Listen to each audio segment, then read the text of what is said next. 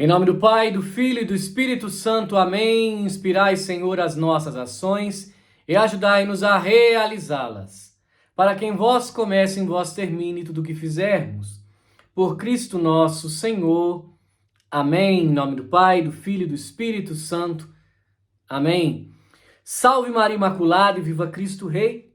Aqui Tiago Bruno, missionário e jornalista católico, para o canal Católicos de Verdade. Hoje nós temos uma grande, vamos dizer assim, chaga na igreja, que é uma heresia chamada sedevacantismo.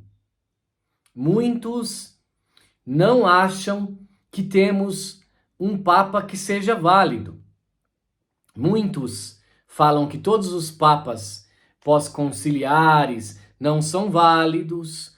Outros aceitam até somente Paulo VI, outros até João Paulo II, outros até Bento XVI, dizem que ele foi forçado a renunciar e que aquilo foi tudo um teatro, mesmo Bento XVI publicando, falando aquele discurso na frente do mundo todo e até o fim da sua vida ele não negou aquele discurso, mas muitos não aceitam o Papa Francisco. E eu não estou fazendo esse vídeo para discutir se Papa Francisco é bom ou ruim. Eu estou falando da validade apenas do seu pontificado. E Padre Paulo Ricardo, grande Padre Paulo Ricardo, denunciou o perigo do sedevacantismo, que nada mais é do que um protestantismo disfarçado de catolicismo. Porque então aquela promessa de Cristo que fez que as portas do inferno nunca prevaleceriam contra a Igreja Católica seria uma inverdade. Então, queridos irmãos, eu quero colocar o vídeo e nós vamos reagir a essas palavras fortes do nosso querido Padre Paulo Ricardo. Vamos lá. Existe um grande erro que vai se espalhando pela internet, pelo mundo, de falta de fé, chamado sedevacantismo. O que quer dizer isso? As pessoas veem um defeito no Papa e dizem, não é o Papa, pronto, acabou.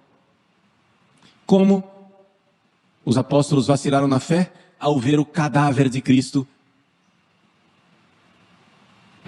Não é Deus, não pode ser. Um corpo assim desfigurado, um corpo visível desfigurado e morto, não pode ser. Não é Cristo. Maria adorou. Quando nós vemos o corpo visível da igreja, da fé que deveria brilhar, professada com clareza, mas às vezes é professada com fórmulas capengas por alguns. Dos sacramentos que deveriam ser celebrados com esplendor, mas às vezes são celebrados de forma mesquinha, miserável. Do governo eclesiástico que deveria ser exercido com justiça, com retidão, com virtude, com prudência, e pode ser exercido de forma confusa.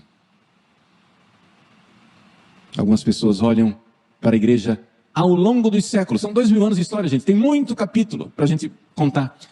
As pessoas olham para a igreja ao longo dos séculos desfigurada em várias situações. A igreja flagelada, desfigurada. Ela foi primeiro flagelada e desfigurada pela perseguição dos romanos. Depois foi flagelada e desfigurada pelas heresias. Depois ela foi flagelada e desfigurada pelos maus eclesiásticos. Depois flagelada e desfigurada por revoluções políticas. Hoje é flagelada e desfigurada pelas ideologias que de todos os lados nos atacam. O corpo visível da igreja, flagelado e desfigurado, é o corpo místico de Cristo. Meus irmãos, não caiamos na heresia protestante que acha que a verdadeira igreja é um grupinho de fiéis, justos e santos que professam a fé, mas que a gente não sabe onde está. É isso que os protestantes acham. E é isso que os sedevacantistas terminam achando. Eles que se acham tão antiprotestantes terminam caindo no erro do protestantismo. Por quê? Porque acham que a igreja está em um grupo de fiéis puros, que está em algum lugar invisível. Meus queridos, Jesus, sua divindade e sua revelação infalível nos pede para aderirmos à Santa Igreja Católica. É necessidade. Não somente de preceito, mas de meio. Meio relativo, não vou explicar aqui teologia, mas meio. É necessidade de meio nós pertencermos à Igreja de Cristo visível aqui na terra. Deus não pediria que nós pertencêssemos à sua Igreja visível se ela não fosse encontrável. Se a gente não pudesse verificar sua presença em algum lugar visível. Como é que eu vou crer na encarnação de Cristo nos seus dias aqui na terra, se não se vê a humanidade em lugar nenhum? Pois mesmo que ela esteja lá, nos seus resquícios de um cadáver, eu tenho que adorar. Como é que eu vou aderir à Igreja de Cristo se ela não é visível em algum lugar? Ela tem que ter, desculpa, eu vou usar uma linguagem inadequada, mas a Igreja de Cristo tem que ter endereço. Visível. Tem que haver pública profissão de fé. Tem que haver pública celebração dos sacramentos. Tem que haver governo eclesiástico. De pastores visíveis, que esperamos que sejam santos, mas nem sempre são historicamente. Esperamos que sejam prudentes, mas historicamente, quantos papas e bispos criaram confusão dentro da igreja? Mas é a estes homens, ao governo da igreja visível de Cristo, que nós devemos nos aderir em comunhão, e não podemos perder a comunhão com o corpo visível do governo eclesiástico da Santa Igreja Católica. Para isso e para permanecer nessa comunhão, una cum, nós precisamos derramar o nosso sangue.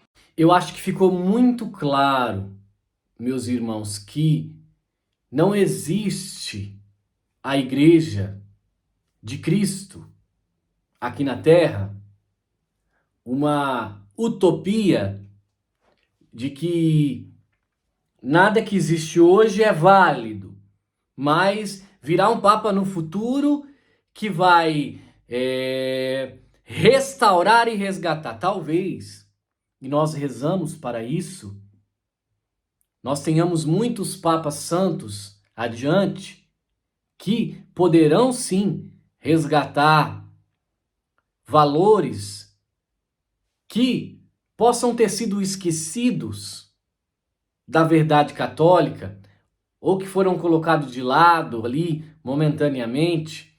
No entanto, meus irmãos, o próprio Concílio Vaticano I, que foi lá no século XIX, ele vai orientar e vai nos dizer que a Igreja Santa Católica Apostólica Romana nunca deixaria de ter um legítimo sucessor de Pedro. Pode ser que seja um Papa que cause confusão,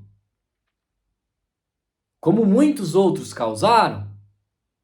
No entanto, é sucessor de Pedro.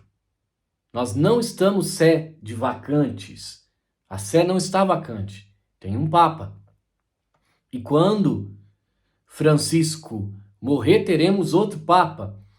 E assim sucessivamente até a volta de Cristo. Então que nós possamos rezar pela igreja e ter a certeza de que as portas do inferno nunca prevalecerão. E nunca prevalecerão. Nunca prevalecerão.